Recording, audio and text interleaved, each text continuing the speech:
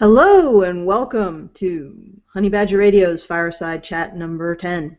Welcome back, Paolo. Today we are joined by Paolo Munzo. Say hi, Paolo. Hi, everyone. And his friend, Starius, who identifies as a cripple. Sexually identifies as a cripple. Could you lay your pronouns on us, Starius?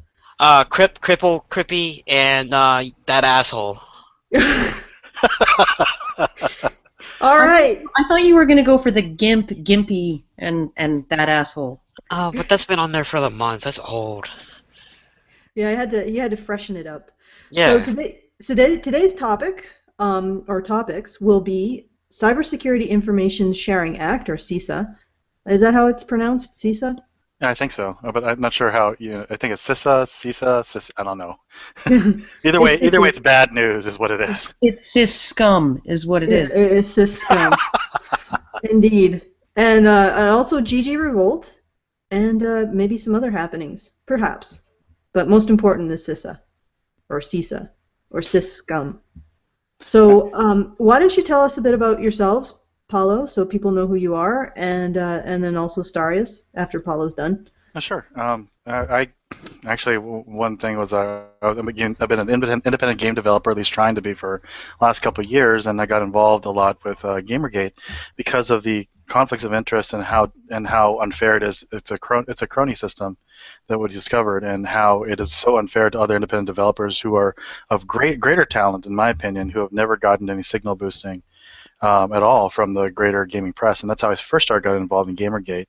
I became a little bit more quote-unquote prominent in Gamergate about a month before Airplay, because to replace Oliver Campbell, who stepped down, people actually asked me to step up in nomination. And even though I wasn't selected to be a panelist, I still opted to go personally to be down there, and took about 2 minutes of the SBJ Airplay time to berate the Ren LaForme on the neutral panel. But yeah, that's basically my 2 minutes of fame at that point, and that's sort of how I came to into the picture with Gamergate. Astarius and I have actually been working together long before that.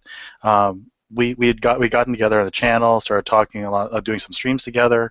Mostly the biggest project we had together was before Airplay, during the month of August. We were pushing the greatness of gamer culture, talking to individual gamers and people in the games industry, including a voice actress who did Pokemon, and she's an incredible personality, and Starius had a great time talking with her. But yeah, Starius and I have been working together for a while. I actually hear a little bit of echo, but yeah, that's how Starius and I met. Sorry, that would have been. All right, so tell us a bit about yourself, Starius. Well, I'm a cripple, and I joined Gamergate a long time ago, back in October, I think, last October, not this October. Anyways, I joined it just because of people pushing their ideologies on the other people, and I just got irritated with it because I have a nephew, and I like to play games with him all the time, like Call of Duty, Halo, that stuff. But imagine a Call of Duty or Halo that sits there and says that you gotta call me by crippy or cripple, or you're cisgendered or whatever. And I'm like, you have to sit there and explain that kind of crap to them just because of feelings, not just sit there and play a game. Yeah, that was one of the main reasons I joined it. Not just because of that, but that was one of the main reasons. Now you have all the collusion, all that stuff that goes secondary for me, at least. But then again, that's me. I met Paulo, God, what was it, August? This August before? No, it was like about April, I think. Was it? Yeah, it was April this year. He jumped on one of my, commented on one of my videos, said I was incredibly boring, and said he could make my boring videos much better if he was on. Well, I was drunk as hell too, mind you. But yeah, I took it as fun him poking fun at me, and we actually started talking on Twitter. And one particular show, right after the Airplay thing, when I was nominated to go, and people wanted to know who I was, Starius volunteered to field a lot of Ask Me Anythings on a YouTube stream. And we had a great time doing it, and so since then we've been doing lots of shows together. Heck yeah! All right, so why don't you explain why we should be concerned about the Cybersecurity Information Sharing Act? Yeah, the CISA, Cybersecurity Information Sharing Act, just passed the U.S. Congress and the Senate. And actually, one of the things I actually was trying to get off Twitter, but lots of people were talking to me about this issue, especially from the board known as ggrevolt. I'll get into more about the reason I want to talk about the board and stuff, but they've been trying to signal boost this as something to the larger Gamergate community because it attacks internet anonymity. There are many articles that are on it that decry it, but there so far is no major large push to push back against it like we had with SOPA and PIPA. Without the Anons, Gamergate would not have achieved most of its goals or gotten much of its information through digging and stuff like that without the help of the Anons on these various boards. Internet anonymity protects free speech because without anonymity we cannot talk to larger corporations or governments without the help of this anonymity. In fact, the United States, without I think it was a modest proposal was the name of the thing, would not have been founded without the anonymity of being able to talk about and decry the larger government. So anonymity is so much part of especially American culture that we need this to persist. And unfortunately, the Cybersecurity Information Act destroys anonymity by sharing information about certain people with the federal government when you're talking about certain points. There's a lot more finer points to it, and there's a lot of other people out there who've done videos on it, and a couple of personalities out there that Gamergate doesn't like, at least in the larger culture. But I will shield their videos. Netscape 9 has a video on it that I signal boosted on my Twitter feed, as well as other people. So please look at, and Verilo is another person who actually has covered it on his channel. These things need to be viewed, and there's also some websites I will give to you, but these things need to be talked about. They need to get into the larger Gamergate culture, because if anonymity goes away, we are in serious trouble. But not to mention the fact that CISA is a key component of TPP, the Trans-Pacific Partnership. CISA is one of the major legislations that will pass TPP, so we need to fight this on as much as we can, and it needs to get out into the larger culture. And the frustration that Gamergate Revolt has been having is that it's been overshadowed by South by Southwest, which in itself is a great thing for Gamergate, but it's smaller compared to the larger issues of freedom of speech. And just to clarify what's going on with South by Southwest. Earlier this week, the two panels that were one anti-Gamergate and one pro-Gamergate were canceled, and they've been actually restored to South by Southwest with the idea that they want to focus on internet harassment. I've talked to Open Gaming Society. Perry Jones is his name, who runs it, and from what I understand, the way that they're going to recouch the discussion, it's going to be around how unethical journalism, can actually, cause harassment. That's one of the angles that they want to explore, especially in light of Gamergate, because of the unethical reporting by many pop culture people. They've actually enabled the harassment of a lot of us in Gamergate, especially yourself, Alison, with what happened with you because of unethical reporting. So that's what South by Southwest is going in that direction. But I do not want that to overshadow the larger picture, because we have only a couple of weeks before Congress, the U.S. Congress especially, starts pushing their part of the CISA bill, and we have time to actually get our input in and make sure that every single congressman knows, congressperson, congress representative, I don't know what their pronouns are, to get them to buckle on these. I think their pronouns are moolah, cash, and money. I think shill is another one, right? But yeah, that's a larger picture that needs to be done. We need to hit CISA as hard as possible now, and it's great news for South by Southwest, and we have a lot of great opportunity there. But this is something that the larger Gamergate community can participate in. We need more people to do it and get it visible. Well, sir, yeah, it sounds like it's a very important issue, and it is unfortunate that this sort of human drama tends to overwhelm. I mean, not just a situation with South by Southwest, which is understandable because it's a platform that's being denied Gamergate, but also the Thunderfoot versus Laughing Witch thing. And, I'm not sure if there's any other celebrity craziness going on. At Gamergate level, yeah, there's a lot of people attacking Sargon of Akkad, a lot of people attacking Ralph.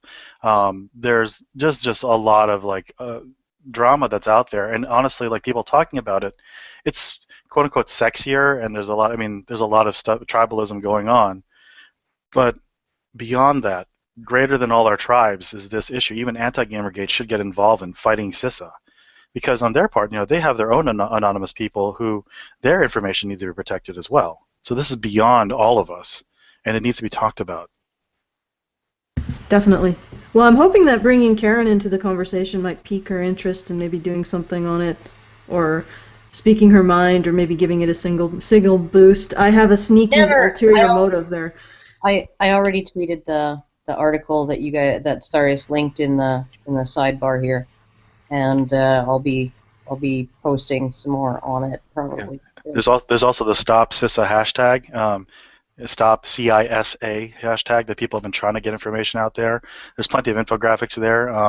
So if you guys can spot it, please signal boost it as much as you can. Learn about it, get the information about it. But as far as I know, I've been told that I'm the only one, at least in total quote unquote the Gamergate network of the quote unquote near CISA level, to actually signal boost it. Mark Kern retweeted me, but it needs to be pushed more.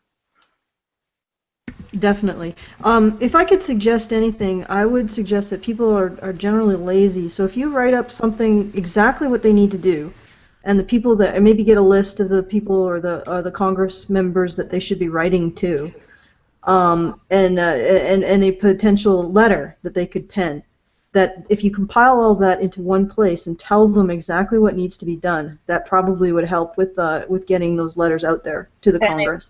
Any template letter should include the fact that the Federalist Papers and the Anti-Federalist Papers, both of them were collections of essays that were written in newspapers when people were debating the Bill of Rights and Constitution and all, and the founding of the United States. That most of those articles were written pseudonymously. They were written under pen names because these were dangerous ideas to put your own name behind, and they were essentially people were scared for their jobs. People were scared about violent public retribution for the voicing of unpopular opinions. Yeah, and that's why it's so much part of our culture. Actually, there is a quote-unquote lazy person's website out there that you may want to take a look at. It's called decidethefuture.org. It will actually help you find out, who to contact, how to contact. Gives you telephone numbers, tweets. It also even gives you a whole list of who's for and against. Gives you a very good video about it. I'll tweet this out to myself as well. For those who are wondering, you need to take a look at this, and it'll help you. It's called decidethefuture.org. All right. Well, I'm going to be putting all of these links to these resources in the low bar so that people can access them immediately and do something about this, because this, as Paulo was saying, this affects everyone, not Yes. just Gamergate. This also affects anti-Gamergate. It affects anybody who wants to retain some anonymity while speaking. Essentially, it affects anyone who wants to speak truth to power, and that's important. That's important to protect. Very important to protect. Otherwise, they get a monopoly on what's said. Again, another monopoly on what's said and what's allowed to be discussed. So again, I put a lot of the links to these resources in the low bar. You can access www.decidethefuture.org. I do not know, is it a security site? Because I put an HPS, but I don't think that's correct. I don't know. Let me double check. Yeah. In either case, even in the social justice war aspect, even more than just somebody attacking governments, if without anonymity, they can punish you for wrongthink if they find out who you are, where you work, and stuff. And there's a large portion of Gamergate out there who remain anonymous for that reason. And that's what I brought up in Airplay, was that Gawker itself attacks people on the internet, and without the safety and anonymity, that would actually destroy a lot more people. Indeed. And we don't want to see that happen. So you had some stuff to say about ggrevolt. Yeah, actually, this is something that when I was conducting some research this week, and I was talking to some people, and this is another reason why I can't get off Twitter, at least at the moment, was that when I started trying to figure out what happened to me about a month ago, I stepped on a cultural battle that I didn't realize was happening inside Gamergate. At least at the very beginning of Gamergate, the reason why it was super effective, from what I can tell, is that there was a great deal of synergy between the different places that Gamergate was just being discussed, especially between the image boards like 4chan and then later 8chan, Kotaku in Action on Reddit, and then Twitter, there was a great deal of synergy between the groups, and they were able to share a lot of information. At least from the very beginning, the perspective that many people who were anons in that was that they would do the digging, they would find the information, they would come up with some operations, and then the larger people who had more signal power in Twitter, who had more signal power on YouTube, would actually signal boost those ideas and get them out there. A lot of anon culture, they tend to view themselves as very altruistic because they're doing it without any credit to themselves. So that's the way they view themselves. Around like November of Gamergate's history of last year, there started to be a fracture between this relationship, where people started believing that the quote-unquote e-celebs, the greater signal boosters, were just simply using this stuff for personal fame and profiting off of it. And then around January, February of this year, there was a noticeable break between this relationship, and it started becoming openly hostile. As it kept on going, there is actual we actually know in Gamergate there actually are paid PR people to disrupt Gamergate operations and Gamergate communications. So there started to be a sort of paranoia about maybe perhaps that some of these quote-unquote e-celebs are actually paid shills that are being paid to to disrupt these operations. Even just this week, the reason so then that there became not only just a tension between or disregard or dislike between the e-celebs and the anons, but there was actually a much greater hatred, in fact, of distrust and belief that the e-celebs were somehow shifting the conversation away from these freedom of speech issues. Just this week, as I said, the whole CISA thing was overshadowed by South by Southwest. So from their perspective, they viewed it as a way for the e-celebs just simply to talk about themselves and not about these greater issues which have to do with our future. So they felt that this was actually yet another e-celeb circle jerk, and they're not going to talk about anything important but just themselves, and that's how they viewed South by Southwest, which is not the case at all. I mean, South by Southwest is a whole different battle, but in light of this long, almost year-long feud between the two factions, it's become a point of contention. Not to mention the fact that there are individuals out there who are actually trying to try to steer the conversation back to these issues, either on Twitter or on their own YouTube streams, but they don't have nearly as much power. Not to mention the fact they're not nearly as clear communicators as the most popular people in Gamergate. That's one of their issues, is that they've been trying to get tons of conflicts of interest out there for people to take a look at, but they're not able to present the information in a compelling way. That's one of the reasons why they've not only stayed anon, but that's their personality, that's their gifts in a way. And they don't have the ability to present the information in the same way to get people to virally, take a look at it. And unfortunately, during the course of Gamergate, many of the people who were cross-communicating between these different groups slowly faded away over time. Either they had breakdowns, or they simply quit, or they were getting frustrated themselves. Part of me thinks that they're also targeted by especially anti-Gamergate and isolated, which is the Alinsky tactics that they use. And once they find these nodes of communication, they attack them and they make them break.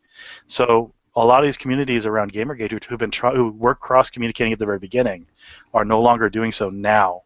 And that's one of the main issues that's just going on. What happened with me is that me being very, very late to Gamergate did not know a lot of these issues. So when I had my grand idea to maybe let's pull off an op to quote unquote end Gamergate, the idea was not to stop operations, but the idea was simply to rebrand it in a way that gets away from identity politics, as I said to you, Alison. It was a dumb idea, but it was meant to start as a conversation. So when I actually started talking to individuals who were very much against the e-celeb culture, they thought it was yet another way for this e-celebs to gain more power.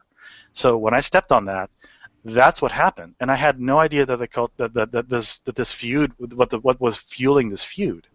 And to the credit of ggrevolt, this is something that people don't realize, is that ggrevolt is just simply a board.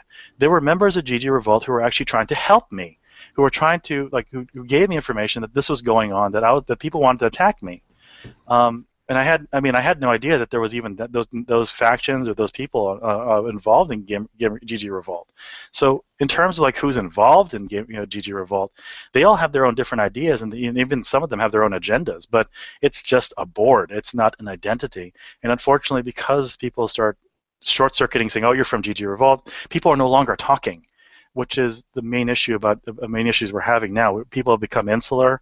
They've found their own fiefdoms. They've founded their own tribes and their own, their own fandoms and stuff like that, with the different personalities. So that's something that Gamergate needs to find a way to get around, to really start talking with one another, because there are so many good ideas around, but nobody's able to share it. No one's able to signal boost it.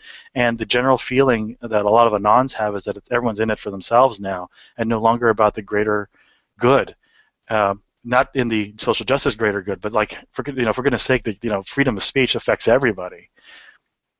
So that's something we need to start getting better at. But there's only so many of us who can do this.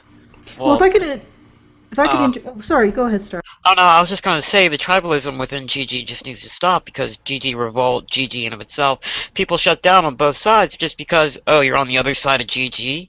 I can't talk to you. I don't care what the hell you have to say. You're part of that camp. I mean, that shit just has to end. We just have to become GG again, or just gamers again. Not none of these like two camp system. Actually, what I found really funny is that people would dismiss ggrevolt as autistic, and they say, "Oh, you guys are just being autistic," and I'm like, I thought about it. I'm like, if they really were autistic, you'd need to take time to understand what they were saying.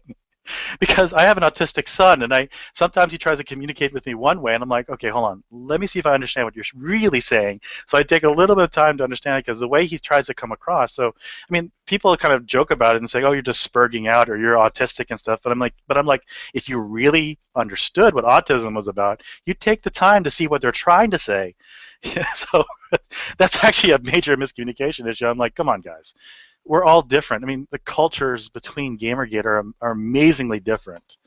So, I mean, people who don't like the way that the Anons speak on 4chan and 8chan because they're so offensive, I'm like, get beyond it, because that's how they talk.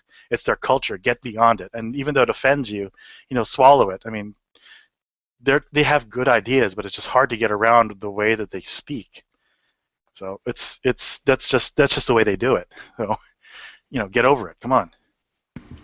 Yeah, well, I mean, if I could look at it from, I guess, a slightly outsider perspective, there is if the anonymous feel like they're okay, I want to frame this in a way that's very polite, that they're being altruistic. That's great, but on the other hand, when you put your name out there, you're tied to this, which means the people who are non-anonymous, who have their name to this, they will live or die by whether or not this is successful, whether or not this can become more mainstream, whether or not they can actually make an income having their name tied to Gamergate, so a name tied to a group of people who are pretty much mud in the press. So it is, on the one hand, anonymous, yes, you are working without any recognition at all, but on the other hand, the people like myself who have our name out there, and Karen who has a name out there, and Milo who has his name out there, we are working. I mean, the other side of the coin is that we are putting skin in the game. Yeah, we can't walk away from. We're facing a significant amount of risks, and one of the things that always frustrates me about, and it did when Internet Aristocrat decided to sort of quit YouTube in a huff and all of that, because largely because people were monetizing their videos and all of that.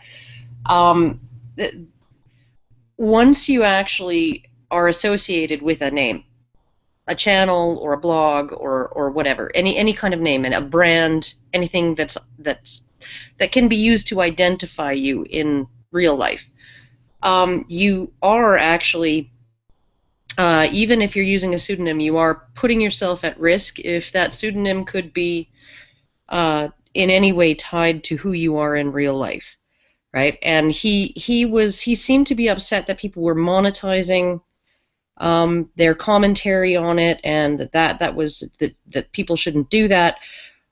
Well, the reason why I don't have to worry about getting fired from my job now is because I'm able to monetize my content, right? Which means that I don't have to worry about what I say. I don't have to worry about whether what I say is popular or whether it upsets somebody like Laughing Witch. I don't have to worry about that. And I'm not making pots and pots of cash either. I'm making enough to compensate for the 4 nights a week I'm not working as a waitress anymore. So I'm not getting rich by any stretch of the imagination on this. It's just allowed me, number one, the extra time to put into it. Number two, the security of knowing that my personal life cannot be harmed just by a phone or letter writing campaign. That essentially somebody is actually going to have to come to my house and throw bricks through my windows. They're going to have to actually commit a serious violation of the criminal code or, standard, normal, moral human behavior in order to hurt me and intimidate me into stopping, right? So the monetizing of content, that is something that it's just going to happen, and I think that it's a good thing that it can happen. Attaching yourself to a name, whether it's your real life name, like in my case, or whether it's a pseudonym, like I was using before I came out under my real name, that also makes you have skin in the game. You're not just anonymous number 487. You're somebody who has a reputation online, and the fact that you build up the reputation under the brand that you've chosen, that means that reputation can be harmed. An anonymous person who could be any person, and it could be a completely different anonymous person from the last person who talked about it, they don't have to worry about their reputation. Their reputation is made in the space of one comment, and then it's over. So essentially, anonymity is highly, highly valuable, and it's something to protect, right? But the idea of e-celebs, or the idea of monetizing content, or the idea of building a reputation, whether it's under your real name or under a pseudonym that you continue to use consistently, that really does put skin in the game. That really absolutely does. If my reputation as Girl Writes What, even before my real name came out, got killed because, I don't know, somebody posted something really, really egregious about me, and the name Girl Writes What was mud, I'd be starting over right from the very beginning under a new name. And I would have to completely dissociate that name from my previous name. Yeah, So, but because of your anonymity, you actually have the freedom to do that. And when people release your real name, you have no more freedom to do that, which is sad, to be honest. Because I mean, just because somebody just has like a vendetta against you, they could just drag you through the mud and all that. And what can you do about it? They're on the other side of the internet, and you can't sit there and really defend yourself. People are just going to believe what they're going to believe. They're going to sit there and write your employers that you're a Nazi, from what I've been hearing from what's his face. So, I mean, if they actually believed it, what's he gonna do? His real life name is out there. well, there are benefits to actually being out under your real name too, right? People automatically take you a little bit more seriously because you do have skin in the game. They are, and if you are honest with your employers about what you do, if you can be honest with them about what you do and prepare them for what may occur. I mean, one of the first things that I did when I started really being active in this before my name came out was that, let my employers know that at some point they might start receiving a barrage of calls about how they have a rapist, rape apologist, misogynist working for them, blah, blah, blah, blah, blah, right? Because here's what I do. I'll write I'll write down my username for you so you can check out my stuff, right? And just be prepared for it. Don't be shocked if it happens. And my employers were, all of them, all of my, the general manager, the assistant managers, the supervisors, they were all like very, very much supportive of what I did, what I do, and we're just like, yeah, no, we'll handle that when it comes. And they've been very, very good about giving me time off to go to speaking engagements and deal with the stuff that I need to deal with. So essentially, there are ways that you can insulate yourself a little bit from those kinds of things. Only if you're circumspect and sort of if I don't know whether Mike Chernovich being given like his tweets, his habits on Twitter, I don't know whether he would be able to defend that as just being a reasonable person, stating an opinion online, because he's like a notorious troll. But essentially there are ways that you can sort of cover your ass in regards to that. One thing that I do think is important, as Starius mentioned in the little sidebar here, the side thing, that I'm going to quote him directly. Freedom of speech, by the way, helps cripples like me have a life when I'm limited to the house a lot because of broken bones and such. He's not the kind of person who's going to be able to just leave his house on 10 minutes notice because somebody tweeted a credible threat with his home address. He's not going to be able to, go on the run from his home like Brianna Wu. He's not going to be able to do that.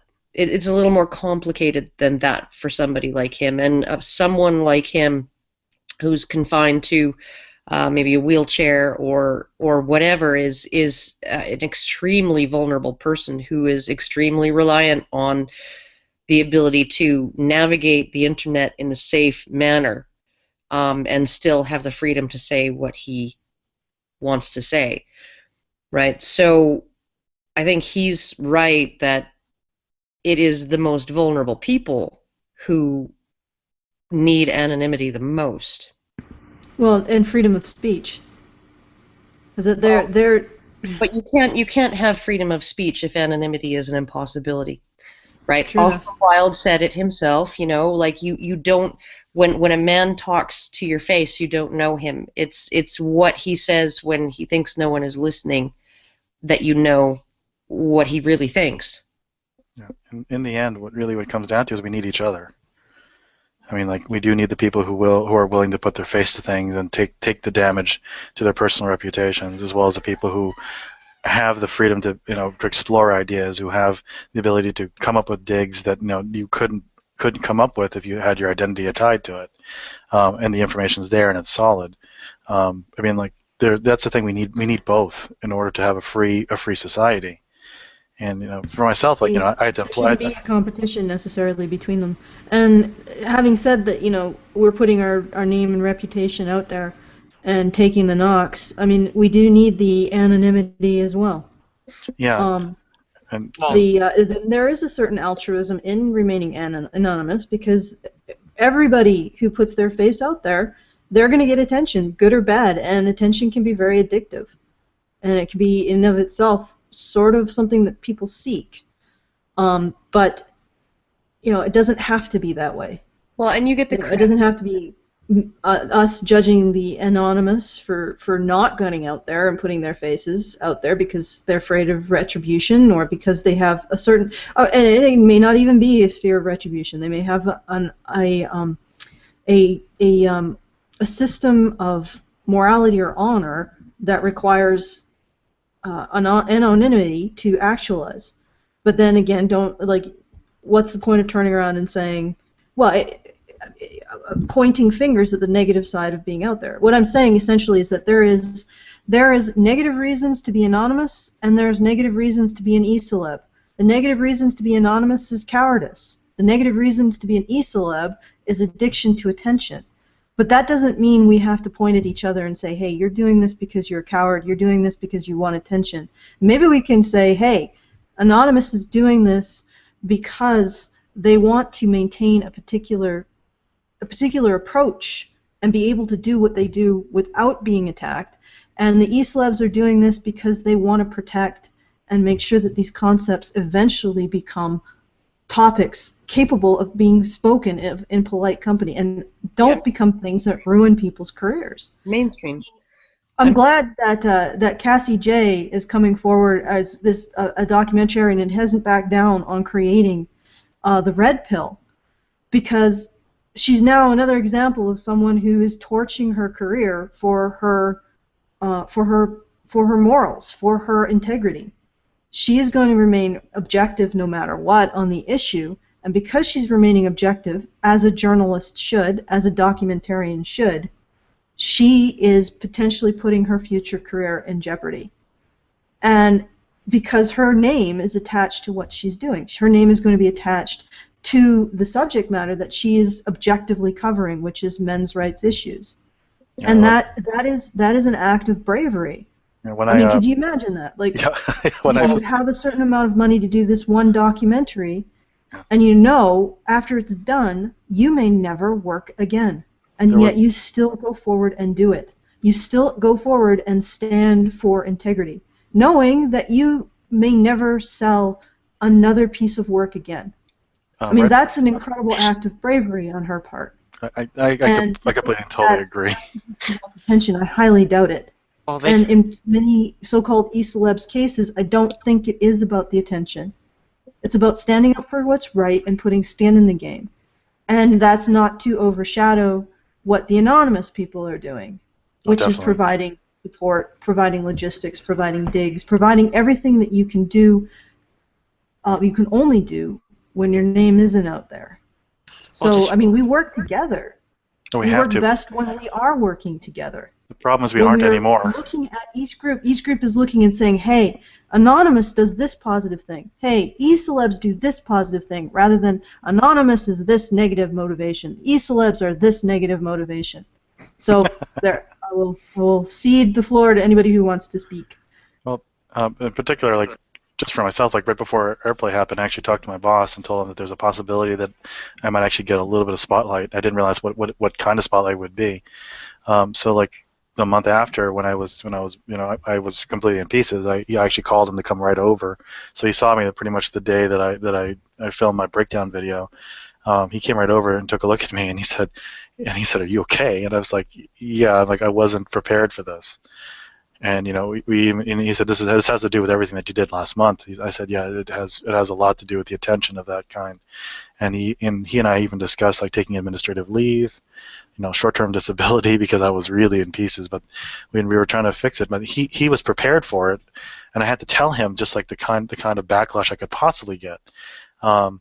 It came from an angle I didn't expect, but at the same time, like it was something that we had to discuss. It was something I put on the line, and I was actually and I'm a single income earner, so I was actually kind of really, really scared that for a while there we'd have to take a huge income hit because I would need mental health issues and stuff like that.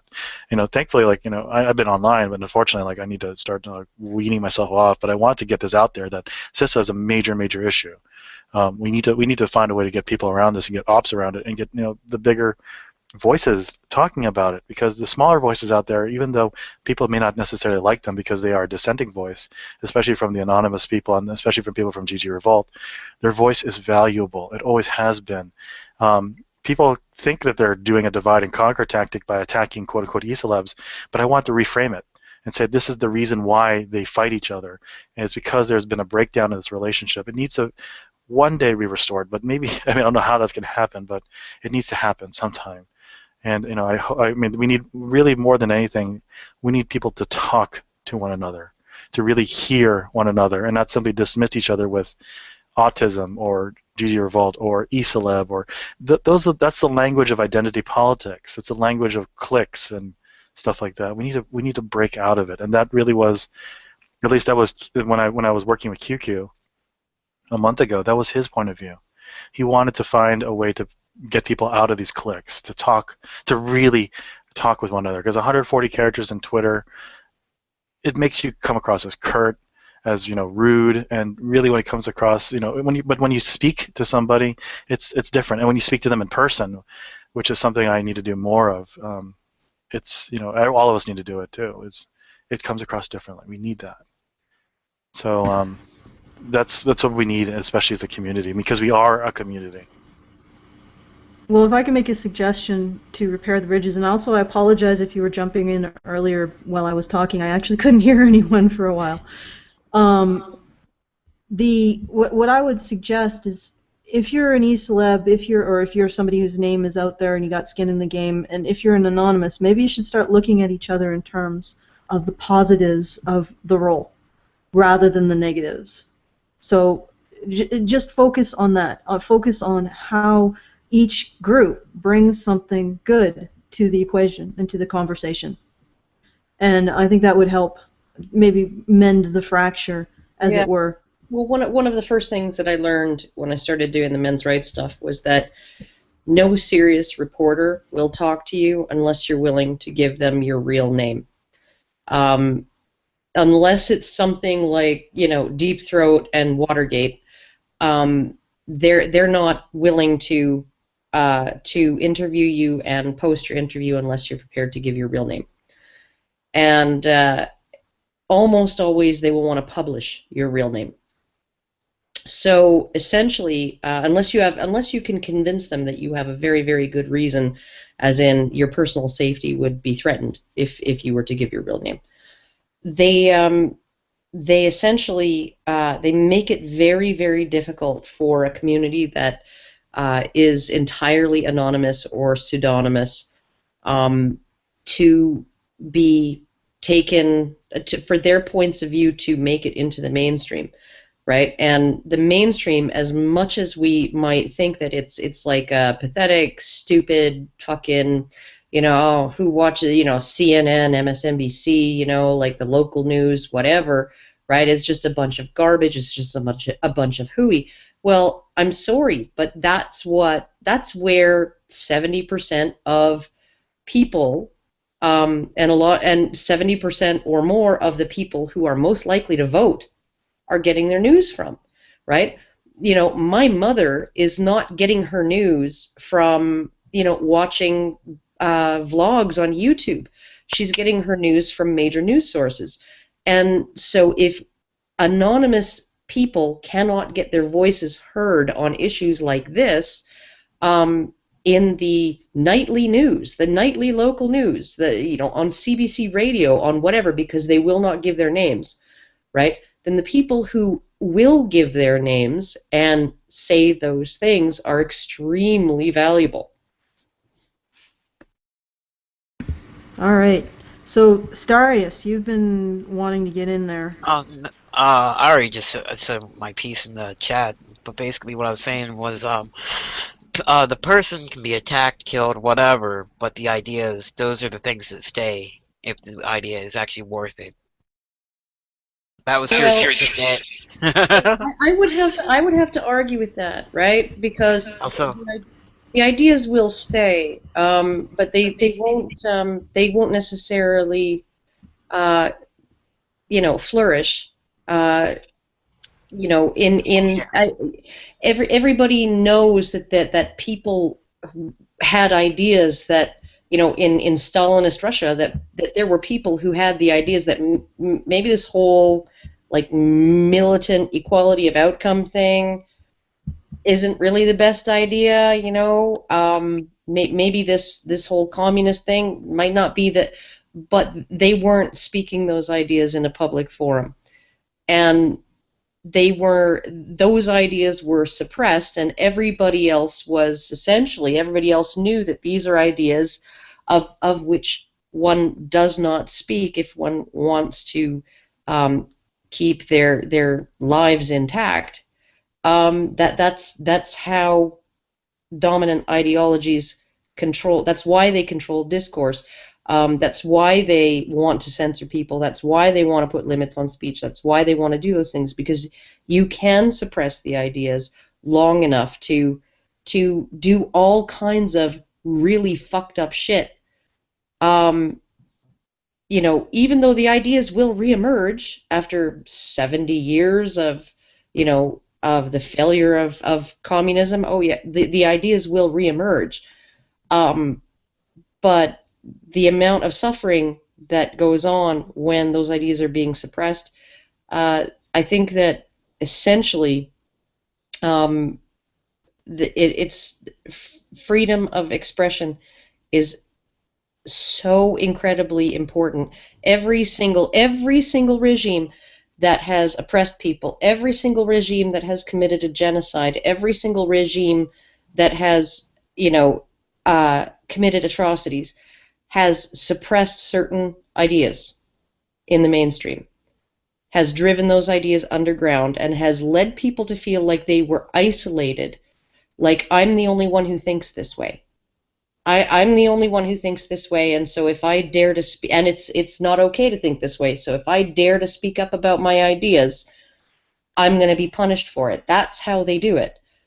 So that's why this is so incredibly important, right? It's not about how things are now. It's about how things may be in 10 years or 20 years if certain limits on speech get put in place. And with that, I think we should head towards the end. So, Starius and Paolo, do you have any final closing words? Well, in particular, I just want to let you guys know that, like, hopefully, like, Starius and I, like, after, like, I take a little bit more downtime after this whole CISA push, start doing more stuff about positive stuff about games and gamers and stuff like that. Once again, we have lots of little, positive things that are out there, and to concentrate on all the good things that are going on in the community is something we really need to do. And I think you hit the nail on the head to look at each other not in suspicion and fear. There is an element of it because there's, as I said, there's a lot of like hurt feelings that are going on around now, and they need to be addressed. They need to be talked about. But also, mainly, we also need to take more time offline. I mean, I spent a month away from all this to be with my family, to find my roots again, and I think all of us need that. And gaming is one of them. So I think all of us we spend so much time on the internet, and one of the major things also is something called the cultivation theory. We spend so much time talking about social justice warriors and all sorts of things that sometimes it makes it feel like the problem's bigger, that it's huge and it's massive, like the way people think that violence in our culture is so much higher, but all of us know that the projections and the real data says it's going lower. It's because of how much TV we watch that has violent stuff on it. So take some time away from all this every so often and get back to your roots. But one thing I definitely want to say to you, Alison, especially you, Karen. I met Karen actually in Florida for just a few moments to tell her how inspiring that Karen has been, but also you too, Alison.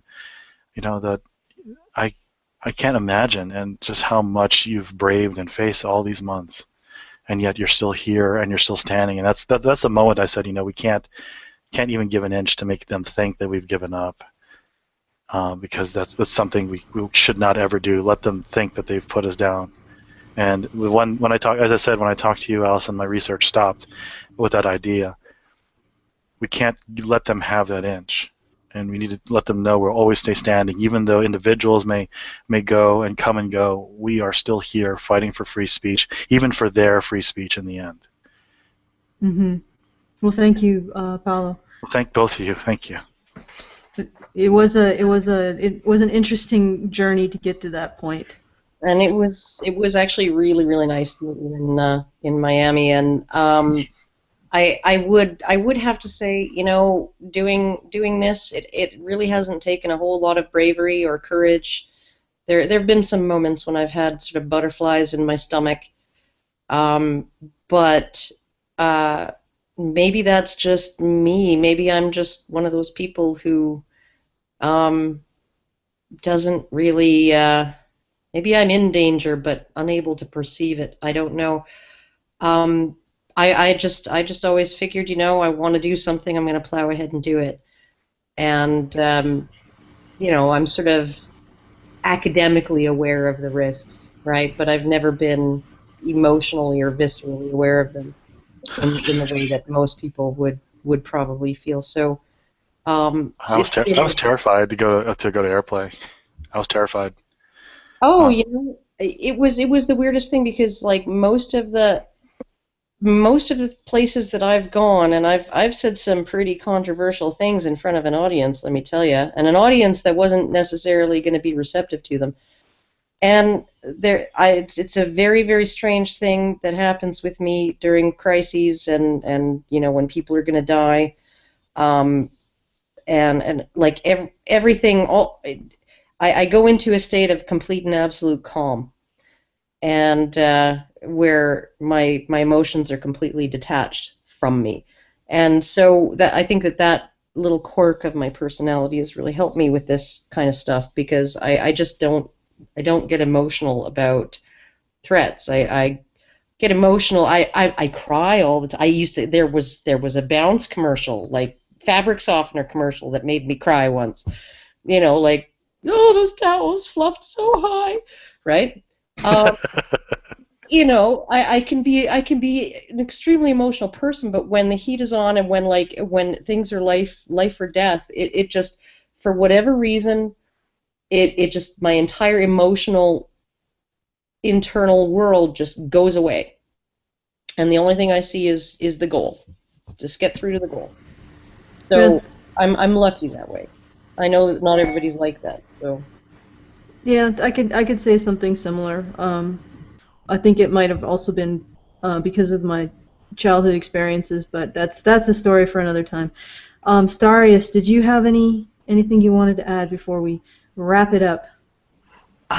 Nothing more than just always remember that your First Amendment right, I mean, for Americans, but freedom of speech in general, is your only right, or your biggest right, to be held up on a pedestal. Never let anybody try to cut it down, because if you let them take an inch, or if you give them an inch, they will take a foot. And Well, they'll take the full yard. they'll yeah, take an exactly. There you go. astronomical unit if you let them. Yeah. So I mean, like I said, I mean, the internet has been a blessing for me, and without it, or without being able to sit here, speak to people, talk to people, or play games with people, I'd just be sitting here on my ass, sitting here just watching movies or doing whatever. It's just because of I have a broken arm right now, and I just can't really go out. And that's been about 2.5 years being stuck at home because of this crap. Yeah. Just because of how sick it's made me. So fight for the cripples. Aw, I love you. If you're not going to fight for the cripples, who are you going to fight for? Damn it! Exactly. No, it's honestly how it really is true. How a society can be judged by how it treats its most vulnerable members, and people who are like Starius, who rely on the internet and how it works now in order to just have a life. Um, that is that's an issue of what the Canadian government would call substantive equality. Substantive equality is if everybody has a right to access the public library, then the public library has to have a wheelchair ramp. Because if it doesn't, then people in wheelchairs don't have substantive equality. They don't have an equal right to access that. They don't have a practical equal right to do that. So essentially, I think that it is the most vulnerable people, the people who are housebound, the people who have maybe they have social anxiety, the people who have highly vulnerable positions if it comes out that they are who they are, and they think this, that, and the other, or they talk this way. The people who can lose their jobs, and often the people who can lose their jobs are people who are not in good jobs. They're working at a coffee shop, right? They're working at Tony Roma's. Those jobs, just because they're not high-profile jobs that are worth millions of dollars a year, like the dude from Mozilla who got shit canned for donating to an anti-gay marriage campaign. I honestly think that the guy who loses his job dishwashing at the frickin' Denny's down the street because he has unpopular views, he's suffering much more from his unpopular views than the former CEO of Mozilla, right? So a lot of the people who are going to be punished by the elimination of anonymity on the internet are the people who are in the positions to be hurt the most easily, the most readily, who have jobs that are where they are the most replaceable and expendable, right? And therefore, it's nothing to get rid of them and hire somebody else, right? So like with most things that are repressive and oppressive, they hurt the people who are disadvantaged more than they hurt anybody else. You know, they're truly disadvantaged, because I'm not going to sit here and say I'm disadvantaged because I'm a woman, because it's not true. No, it's there's not. things that I have been able to do because I'm a woman. Oh, and I totally. know that. Mhm. And so this is a situation, and ironically, it's the powers that be that have declared war on the meekest in society, and it's actually the meekest in society that are actually fighting back, and we're fighting back because we have no choice. Maybe I shouldn't put myself in that. I have a choice, and I made a choice to fight alongside the people who are genuinely more more vulnerable than myself. Like Karen is saying, I would class that men in that category. In certain cases, in certain contexts, they're absolutely more vulnerable than we are. One of the things that actually I wanted to bring up during this thing, just given that Starius said that he's essentially got the same issues, that the same disorder or disease, is it? It's a disease, they call it. Yeah, that Hot Wheels has. And I was type 3, between 3 and 4 when I was diagnosed back in '88. right, but there's another YouTuber, a woman, God, libertarian something or other. Yeah. Liberal lunacy.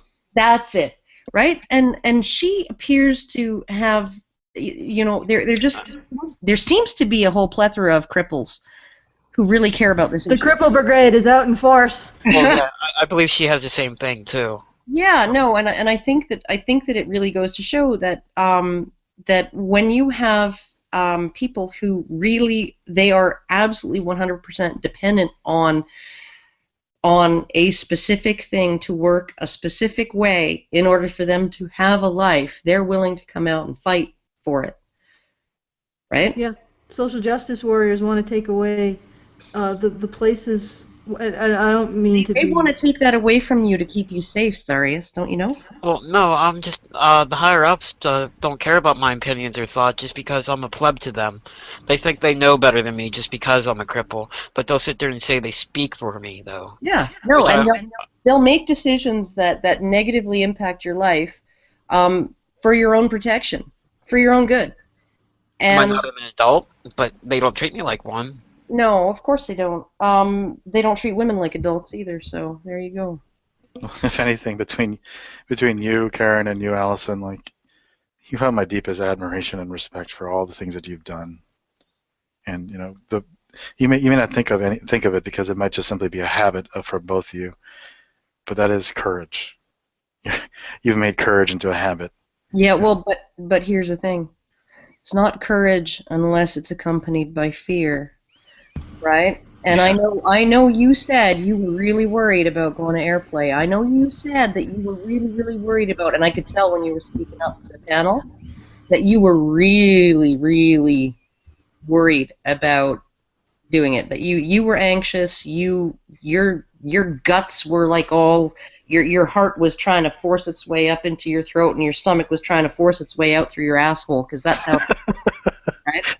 I verify that. I could absolutely tell, and you did it anyway. And that, to me, that is courage. Not this sort of, oh, I just don't see the risks, or I don't feel them on a visceral level, so I'm just going to go ahead and do what I want to do, which is mostly what I do. For whatever reason, I guess, and I haven't been punished for it yet, so I'm okay. But that what you did there, given how much you got piled on, just over the last month, over all of this bullshit, you know, that takes courage to actually keep going in the face of that. I don't think I've ever received anything remotely approaching that. So. Well, at least I'm putting it into context, because the people who did this to me, I'm giving them the benefit of the doubt that this is the reason why it happened. I put their story out there that this is not a hate mob. People even went up to me and said, "Do you believe that Gigi is a hate mob?" I said, "Not for a minute." And now that I understand their side of the story and put it in context, now I understand why they did it and why they want these bigger issues to be out there. You know, I don't hold it against them. I don't. In fact, like as I said before, you have to watch Netscape 9's video on this. He's the one who started this whole thing with, he jumped the gun because he thought this is what was going on. But I want people to watch his video, watch his channel, listen to everyone else's ideas out there from ggrevolt, and they're not a hive mind, as I said before. They half of them were fighting for me, half of them were fighting against me because they understood what I was trying to do. It's just a matter of communication and trust. Open it up. And at least on my part, Karen, I just wanted to make video games and let my children enjoy them. I didn't want this. In fact, like, there's other videos, there are other things that I've done that I've largely not taken credit for because I don't want that. And honestly, Well, nobody who lives in interesting times necessarily wants to live in them. Yeah, but I better. wanna. But I better, want to live in better interesting me. times. No, I'd rather not. But what was the expression again? It's like, if there be trouble, let it be in my day that my children may have peace. Yeah. Let them have peace. That's So a beautiful sentiment, actually. It's a And wonderful. it's yeah. That's this a is- sentiment to end on. Yeah. People need to know. People need to keep the internet and games alive for the kids and the cripples. Aw, I love you too.